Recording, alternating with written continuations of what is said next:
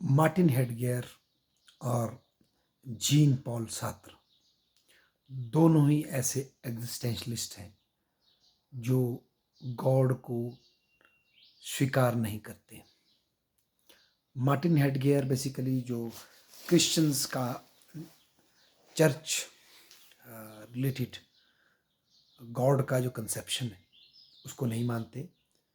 उनका मानना है कि गॉड तो एक सब्जेक्टिव एक्सपीरियंस है, एक सब्जेक्ट है जो हम सबको फील करता है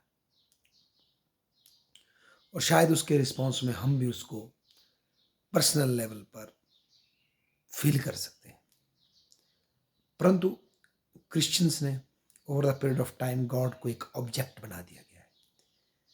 गॉड को आपकी इंटरनल कॉन्शियसनेस के साथ जोड़ने के बजाय गॉड को एक ऑब्जेक्ट है जिसके प्रति आपकी आउटवर्ड कमिटमेंट दिखनी चाहिए। आपको संडे को चर्च जाना है, कम्युनियन करनी है, बैप्टाइज होना है और क्रिश्चियनिटी के सारे लॉज एंड मूरिंग्स को फॉलो करना है, तब जाकर आप सही मायनों में गॉड की वर्शिप कर रहे हैं। तो हेडगियर चाहते हैं कि गॉड एक सब्जेक्ट रहे रादर देन एक ऑब्जेक्ट बन जाए लोगों के लिए। तो इसलिए वो ट्रेडिशनल क्रिश्चियन सेंस में जो गॉड है उसको रिजेक्ट करता है। और मार्टिन हेडगियर ऐसा करता है।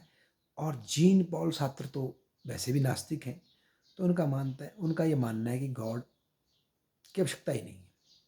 मैंने इतने नाटक लिखे, मैंने इतनी रचनाएं लिखी, इसमें मानव की वेदना, उसकी पीड़ा, उसका प्रेम, उसके डर मैंने व्याख्याएं की और कहीं भी मुझे उन्हें एक्सप्लेन करने में, उनका चित्रण करने में, उनको प्रदर्शित करने में मुझे गॉड के रेफरेंस की ज़रूरत नहीं पड़ी, मुझे प्रभु का सहारा लेने की ज़रूरत ना पड़ी।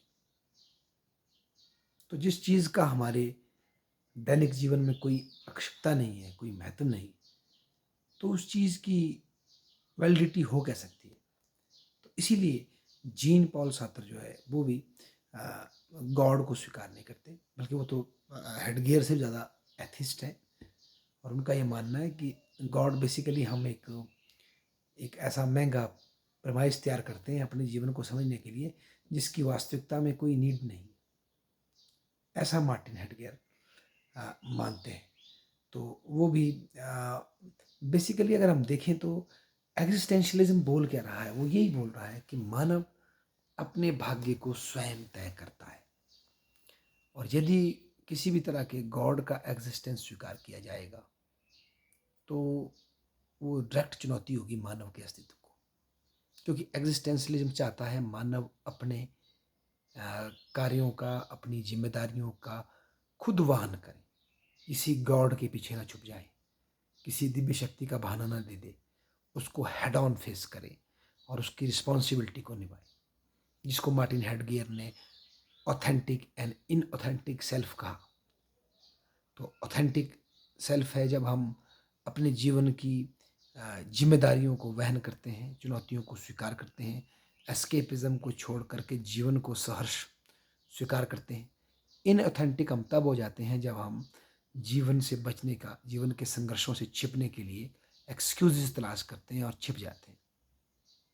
और यही बात फिर एक तरह से जो सात्र बैड फेथ कहते हैं कि जब मानव जो उसकी इनहेरेंट लॉन्गिंग है उस पे चलने के बजाय अपने आप को हालातों के सामने सबमिट कर देता है, तो उसको वो बैड फेथ लिविंग कहते हैं। तो ये वही बात है। तो वो चाहते हैं मानव पूरी तरह से अपने हर एक हालात के लिए रिस्पॉन्सिबिलिटी ऑन करे और उसके लिए फिर कोई एक्सक्यूज ना दे। इसी में मानव की जीवंतता दिखाई देगी। यदि मानव एक्सक्यूज देगा तो वो जीवंत नहीं।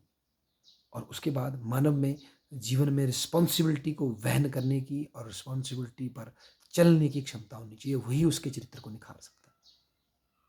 ये भी एग्जिस्टेंशलिज्म मानता है। बेसिकली एग्जिस्टेंशलिज्म का मतलब ये है कि यार तुमने अब तक कोई मार्क्सिज्म लिबरलिज्म की आइडियोलॉजी की पूजा की जो मानव को डिफाइन करने का वादा करती है, तुमने क्रिश्चियनिटी की पूजा की जो कि गॉड को डिफाइन करने की वादा करती है। अरे सबसे महत्वपूर्ण मानव है, उसकी स्टडी कर लो दोस्तों, उसको सेंटर में ले आओ, मानव को उस पर फोकस कर लो, बजाय मानव से अलग किसी लेवल पे जाकर के, गॉड के लेवल पे जाकर, आइडियोलॉजी के लेवल पे जाकर, क्लास के लेवल पे जाकर के को अपना फोकस करने से आप भला नहीं करेंगे, बल्कि लॉन्ग टर्म में मानवता का नुकसान ही करेंगे। ये बात कहती है एक्सिस्टेंशियलिज्म। तो यही कारण है कि सोरेन किरकेगार्ड को छोड़ दें तो ये सारे मैक्सिमम एथीस्ट हैं, बल्कि सोरेन किरकेगार्ड भी टिपिकल क्रिश्चियन सेंस में बिलीवर नहीं है। उनका गॉड फिर परम ब्रह्म की तरह है, वो कोई पादरी के हाथ की जंजीर नहीं है। धन्यवाद।